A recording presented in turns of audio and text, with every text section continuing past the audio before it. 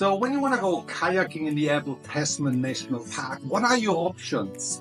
How do you go about it? So in this video, we'll talk to Rohan from R&R Kayaks here in the Abel Tasman National Park. Rohan is a very experienced local kayaking operator, and he will tell us a little bit more about the Abel Tasman National Park. He will tell us about the operation, how the kayaking really works, and he will also show us around the space here in 𝗏𝗏𝗃𝗃 Beach, show the equipment, so you have a little bit more idea if you ever come into the Abel Tasman National Park.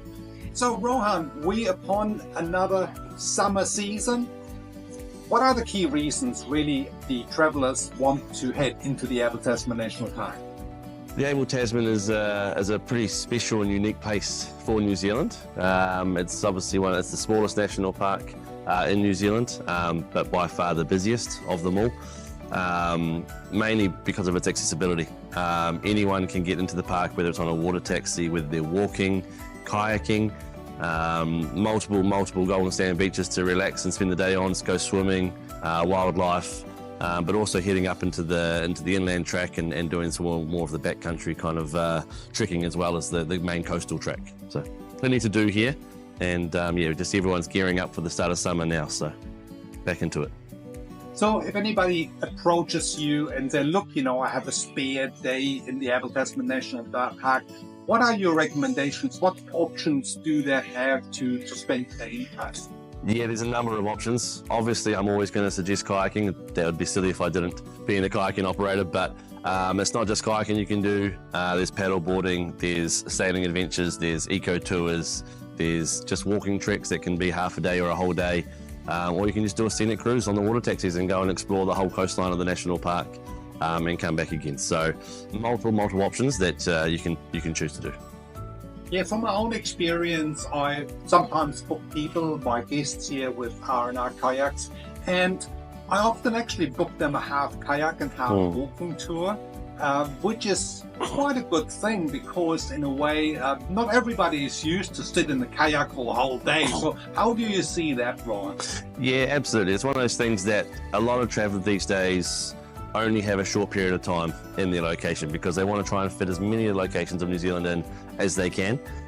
So if you only have the one day, we always recommend doing a bit of a combo package. Our most popular packages are using the water taxis, half a day guided kayaking, and then a half day walking inside the national park on your own.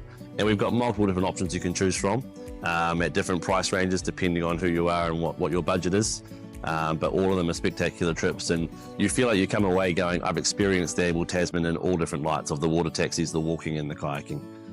If you do have longer and you are here for a longer period of time and you have a couple of days, then I always recommend doing a day of kayaking and a day of walking.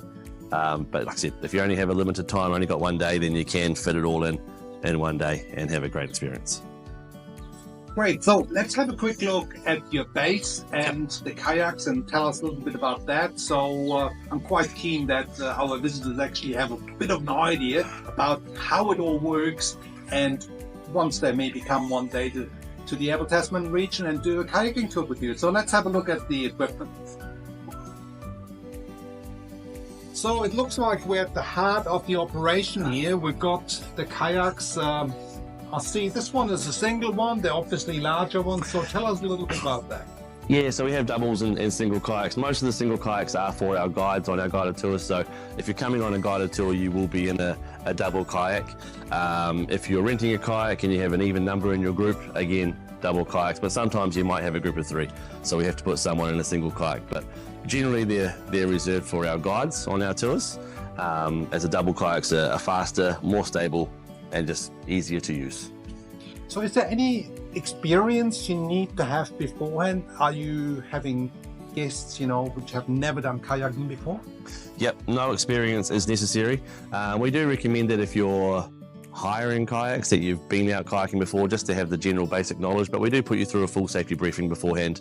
But if you're on a guided tour, no experience is necessary, as you do have a qualified trained guide with you that's going to look after you, help you, and give you guidance and teach you along the way.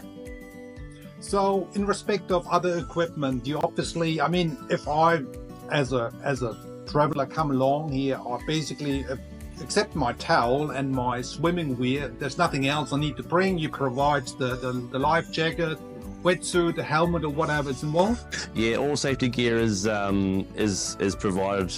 We use neoprene spray skirts, which keep you enclosed in the seats, life jackets, and we have waterproof windbreaker jackets on. We don't recommend wearing wetsuits, as most of the time it's just too hot. Actually, the idea of getting wet, yes, you always get wet, but the idea of being in the water is not our aim. Things have gone wrong if you're in the water, and so it's just too hot for wetsuits. Right. So as you can see, there are so many options to discover the Abel Tasman National Park. So thank you very much again, Rohan, for letting us into the secrets of the Abel Tasman. But I want to point out up here that there will be a 360 video you can click on. We've done that a couple of years ago.